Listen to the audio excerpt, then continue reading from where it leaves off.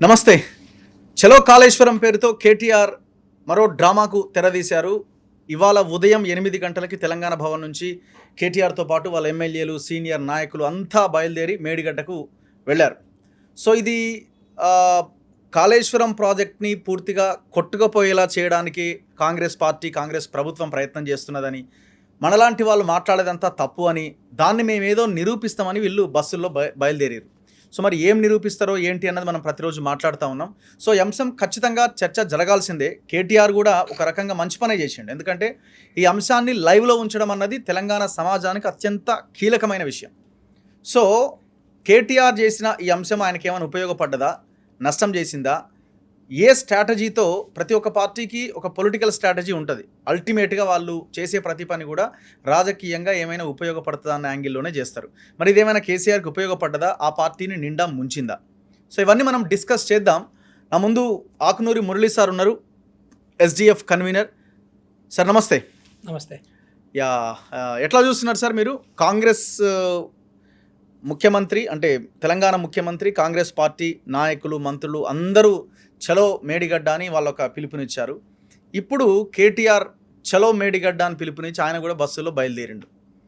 So ఈ రెండింటిలో మీరు ఎట్లా ఈ రెండింటిని కంపేర్ చేస్తారు? కేటీఆర్ అందుకున్న ఈ పిలుపుని మీరు ఎట్లా చూస్తున్నారు? అంటే మొన్న నల్గొండలో వీళ్ళు మేడిగడ్డకి వెళ్తున్నప్పుడు నల్గొండలో ఒక మీటింగ్ పెట్టాడు కదా కేసీఆర్ గారు. యా, అక్కడ ఏమన్నాడు ఆయన? మేడిగడ్డకి ఎందుకు పోతున్నారు, బొందలగడ్డకు పోతున్నారా, పీకనీకి పోతున్నారా అన్నాడు. మరి ఇప్పుడు అదే మాటలు వీళ్ళకి కూడా వర్తిస్తాయి కదా. అంతే కదా. వీళ్ళు ఎందుకు పోతున్నారు అంటే ఎవరు కాంగ్రెస్లో ఎవరు అనలేదు పాప అట్లని, కానీ బట్ కేసీఆర్ మాటలు వీళ్ళకి కూడా వస్తాయి. బొందలగడ్డకు పోతున్నాను, పీకనీకి పోతున్నావు అనేది మనం కేటీఆర్ అనే గ్రూప్ని కూడా వర్తిస్తుంది. ఆ భాష సేమ్ కదా. అంటే బేసికల్ ఏంటంటే ఈ రాజకీయ నాయకులు జోకర్లు పక్కా, అంతే కదా, 100%. ఈ సెల్ఫ్ గోల్ అంటే తెలుసు కదా నీకు? Self goal okay. అంటే మనము ఎదుటివాని కోట్ల గోల్ కొట్టాల్సింది పోయి మన కొట్టిన మనమే గోల్ కొట్టుకుంటాం. అవును. సో అట్లా ఒక్కోసారి చాలా ఎక్కువ 1,00,000 గోల్ అవుతుంది అన్నమాట. సో అట్లా ఓడిపోతారు కూడా పెద్ద పెద్ద టీంలు, ఇంటర్నేషనల్ టీమ్స్ ఓడిపోతాయి. అట్లా ఉంది శాస్త్రం ఇది కేటీఆర్. నేను అనుకుంటానేది ఇది కేసీఆర్ ప్లాన్ అయి ఉండదు. ఇది డెఫినెట్గా మన రాజకీయ అనుభవం లేదని, కానీ రాజకీయ మూర్ఖుడు కేటీఆర్ అనుకుంటున్నాను నేనైతే. అంటే ఎవడు తలకాయ మీద మెడకాయ ఉన్నోడు ఎవ్వడు కూడా ఇట్లాంటి పనులు చేయరు. మెడకాయ మీద తలకాయ ఉన్నవాళ్ళు కరెక్ట్. సో అలాంటి ఎవరు చేయడు, ఇంత పిచ్చి పని ఎవరు చేయరు న్యాచురల్గా. ఎందుకంటే ఇప్పుడు వాళ్ళే తప్పు చేసిండ్రు. సో వాళ్ళే ఒక చారణ కోడికి బారణ మసాలా లాంటి ప్రాజెక్టు కట్టిండ్రు. వాళ్ళే ఒక నిర్రబాసిన భయంకరమైన క్రాకులు ఇచ్చిన, సో పిల్లర్లు కుంగిపోయిన ప్రాజెక్టు కట్టిండ్రు వాళ్ళే. సో వాళ్ళే ఒక 25,000 రూపాయల ఆదాయానికి ₹1,00,000 ఖర్చు పెట్టే ప్రాజెక్టు కట్టిండ్రు. అంటే ఇలాంటి ఒక మూర్ఖతో ప్రాజెక్టు కట్టి అక్కడికి పోయి ఏం చూస్తారు వీళ్ళు? నాకేం అర్థం కాలే. అంటే ప్రజలకి ఏం చెప్పదలుచుకున్నారు మీరు? ప్రజలకి అంటే మేము ₹1,00,00,000 కోట్ల వేస్ట్ చేసినాము అని చెప్తారా? లేకపోతే ఒక బేకారు ప్రాజెక్టుని డిజైన్ చేసినామని చెప్తారా?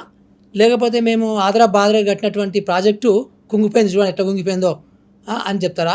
అంటే ఏం అర్థం కావట్లేదు ఈ కాన్సెప్ట్ ఏందో. అందుకే ఇందాక జోకర్స్ అన్నా నేను. సో అంటే ఇది ఏంటంటే ఆ పొగరు తగ్గలే వీళ్ళకి ఫస్ట్. అంటే ప్రజల్ని మసిబూసి మాడికాయ చేస్తాం అంటాం కదా మనం ఊరికే, అది ఇంకా తగ్గలే వీళ్ళకి. ఆ గుణము, ఆ క్యారెక్టరు ఇంకా అటు బుద్ధి తెచ్చుకొని ప్రజలు ఓడించిండ్రు, ఇంట్లో కూర్చోమన్నారు అని లేదు. నిజానికి ఒక మంచి సంస్కారవంతమైన రాజకీయ పార్టీ అనుకుంటే, సంస్కారవంతమైన లీడర్లు అనుకుంటే, కేసీఆర్ కానీ, కేటీఆర్ కానీ, హరీష్ కానీ, ఈ మధ్య కాలంలో ఏందో కడియం శ్రీహరి యాక్టివేట్ అయిపోయాడు. మరి ఆయనకేం ఆశలు ఇచ్చిండ్రో, మరి ఆయనకేం ఆఫర్ చేసిండ్రో, ఇల్లు స్పెషల్ ఆఫర్లు ఏమైనా చేసిండ్రో ఏం పాడో.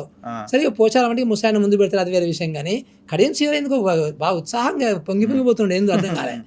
అసెంబ్లీలో కూడా ఎందుకు దానికి తెలిసినట్టు, నాలెడ్జ్ ఉన్నట్టు, ఇది ఇరిగేషన్ నాలెడ్జ్ ఉన్నట్టు, ఎక్స్పర్ట్ అయ్యాడు మాట్లాడుతున్నాడు గమ్మత్తుగా.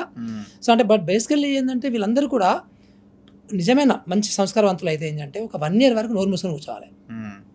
సో సపోర్ట్ చేయాలి గవర్నమెంట్కి ఏం చేస్తున్నా కానీ. ఇప్పుడు నిజంగా కూడా ఇప్పుడు రేవంత్ రెడ్డి అండ్ పార్టీ వాళ్ళ టీము ఆ మెడగడ్డకు పోయిందంటే అర్థం ఉంది.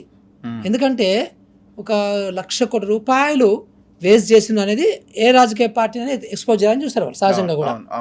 సో అది ఎక్స్పోజ్ చేయాలని వెరీ న్యాచురల్, బట్ న్యాచురల్ అది యాక్చువల్గా. సో దాంట్లో అది అన్యాచురల్గా ఏం లేదు మనకి. చాలా సహజంగానే ఉంది అది నిజానికి. ఎవరైనా రాజకీయ నాయకులు ప్రత్యర్థుల్ని ఎక్స్పోజ్ చేయడానికి చూస్తారు. ఆ తప్పు జరిగింది కాబట్టి అవును.